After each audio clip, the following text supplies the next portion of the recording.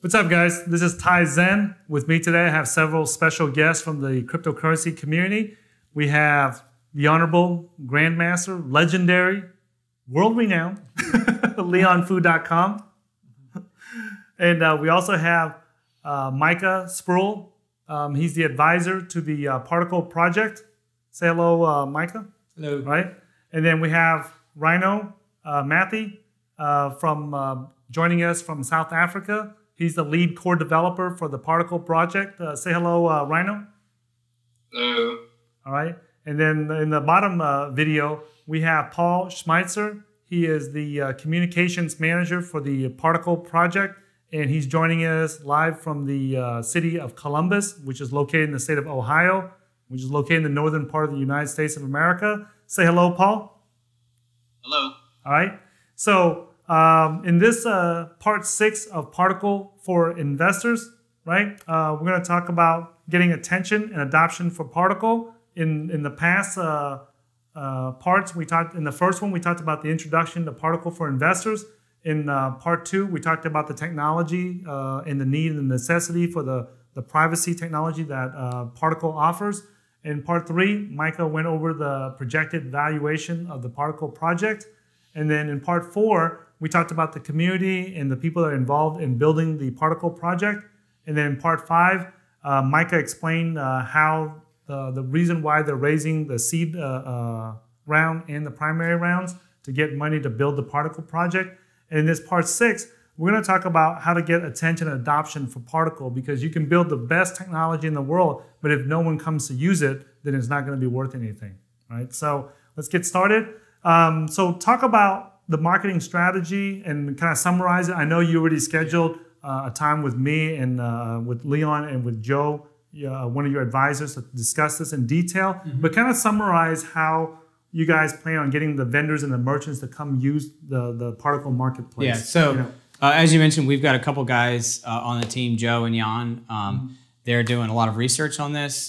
Joe, this is Joe's specialty, as he's a vendor himself. Yeah, and that's right here. Yeah, right here. And so these guys are building out this business strategy, the plan for user acquisition on both ends. Some of that is going to need to be organic, but a lot of that is just going to be education, getting word out.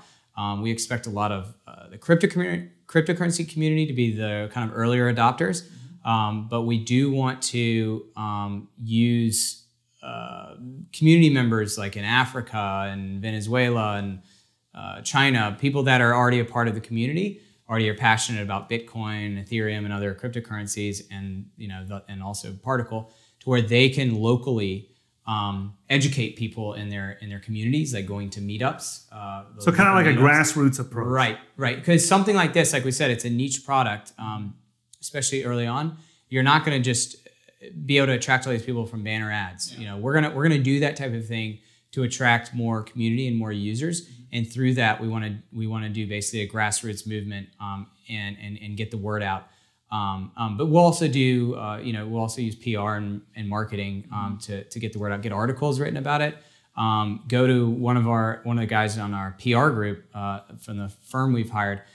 He's going to be reaching out to journalists local to Russia, countries in Africa, China, India. They have partner journalists that they get to write about.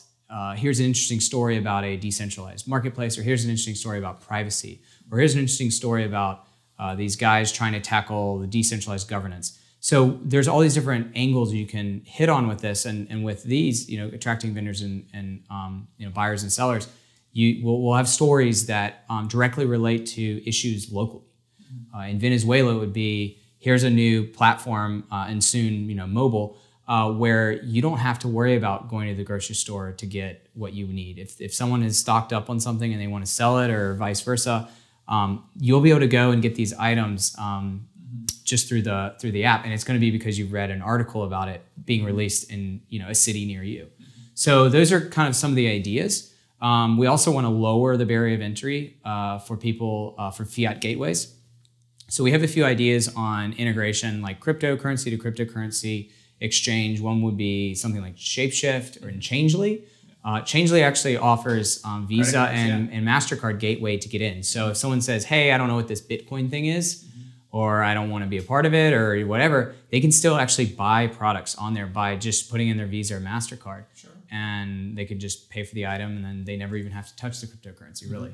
So is that one of the first partners that you guys are going to aim to incorporate Yeah, we want into the marketplace? It's first going to be targeted strictly at people already familiar with the cryptocurrency markets. And then there's other platforms like Uphold and local Bitcoins and things like that, where you can do fiat to cryptocurrencies back to fiat. And so what we're going to try and do is integrate these things in stages to where by the end of it, when it's all said and done and the marketplace is kind of fully integrated, it's never done. But you know, once you get to a satisfactory level of development, we want there to be almost no reason why anyone in the world could say, oh, it's too hard to use or there's too many barriers to entry. We'd say, hey, you know, like the people local to Argentina, for example, they buy and sell Bitcoin on the black market. Sure. That's what they do. Same with US dollars. And they use local Bitcoins to do that. So people like that would just go on the Particl network, and it would have an integration to, you know, to pay cash for cryptocurrencies, or they could even just have a vendor and they meet locally and say, hey, I saw your listing for this food I wanted or this product I wanted. Can we meet up in person? So we expect not all of it to be online. It's like local Bitcoins is online, but there's many times where you meet someone just in person. Sure. And that word of mouth spreads fast if you can deliver a product that people like and serves a purpose. If they don't, then they're going to say, I don't like it, and then that's it. But if you deliver a product that people can actually use, which I think is possible in a lot of these countries, then it's just going to be word of mouth. One guy tells 5, he tells 5, he tells 5. I mean, word spreads fast. And will that be, you said Jan and Joe leading this? Yeah, they're working on that. Okay. They kind of reported to me like what they're thinking. I give feedback. The other guys give feedback. But sure. So internally, these guys are working on it. But we also have a PR and marketing firm that are working on that as well. And that's after the product is built, right? Yes. So we've got a few months to kind of develop the plan, and that's going to be ongoing. You know, you've got to always kind of be adaptive. But that's the plan, so that when we actually hit the market with the beta release, we actually have channels to you know, actually hit right off the bat.